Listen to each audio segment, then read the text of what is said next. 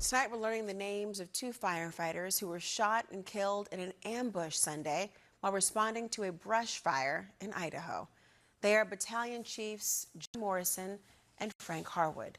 John Morrison was 52 years old and served with the Coeur d'Alene Fire Department for 28 years before becoming chief. Frank Harwood was 42. He served 17 years, was the father of two, and a former Army National Guard combat engineer.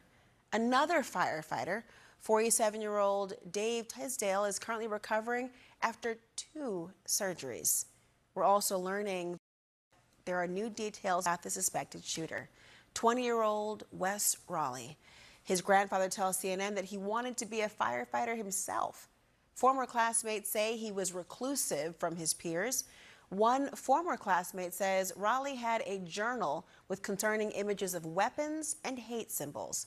Another telling CNN that he was, quote, verbally aggressive and recalled him drawing swastikas, saying, quote, I believe it was our freshman year. He had an English book and he would draw swastikas. We didn't take it as what he may have believed in. I don't know. Authorities say Raleigh was found dead at the scene and appears to have shot himself. Joining me now, criminologist and behavioral analyst Casey Jordan. Casey, can you tell us what stands out to you from these new details we're learning about that shooter?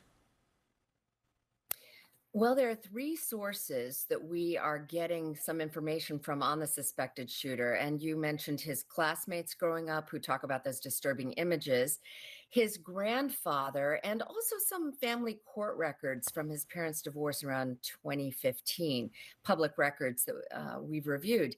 And, you know, the things that you've cited about his childhood in school, you know, you can kind of pass that off as a detached or, you know, isolated teenager just kind of exploring. But from the divorce records, we have found that he came from a military family, that his father was in the army.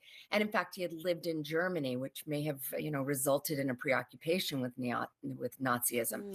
But most recently, he had lived in Arizona and moved to Idaho. And, you know, we know that he had grown up in a dysfunctional household. His father may have had PTSD. His mother alleged domestic violence. There were always guns in the house. But then his grandfather says that he was optimistic in Idaho and that he planned to be a forest firefighter. So these things taken together kind of make you wonder his background, his childhood, his dysfunctional family, and maybe not being hired or not gaining an occupation as a firefighter might be a contributing factor to the way this shooting took place. I mean, just thinking about how investigators are trying to piece together the why. Obviously, this suspect is dead, but criminologists and investigators still are pursuing because they want to understand and deter in the future anything like this. Will they look at the online presence and otherwise? The online presence, but I think what everybody wants to know is what was happening in recent days. He has no criminal history other than some brush with the law. No motive, but here's what we know about fire setters. Very often they feel incredibly powerless and disengaged. And fire setting is one of the easiest ways. I mean, even the most powerless child can strike a match and cause incredible mayhem in short order, you know, devastating damage. So we know that sometimes arsonists are volunteer firefighters or firefighter wannabes, people who have applied to become firefighters and been rejected. And one wonders, did he actually apply to become a forest firefighter? I will be very interested to know if there are any applications out there. And was he rejected, or was he just feeling down on his luck and hopeless?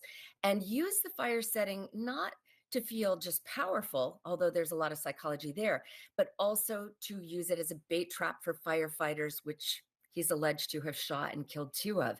Maybe it was revenge. You know, we will find out more as we piece together his recent weeks in Idaho. And we may, you know, mass murderers are trying to make a statement, and we will find out what that statement was. We certainly will. And of course, the family is desperate to know and understand why and what has happened here. And on the issue of motive, there's a lot of unpacking to do, a lot of investigation. It won't bring perhaps the comfort or solace to the families who've lost their loved ones, but the need to know. Casey Jordan, thank you so much. Great to be here. Thank you all.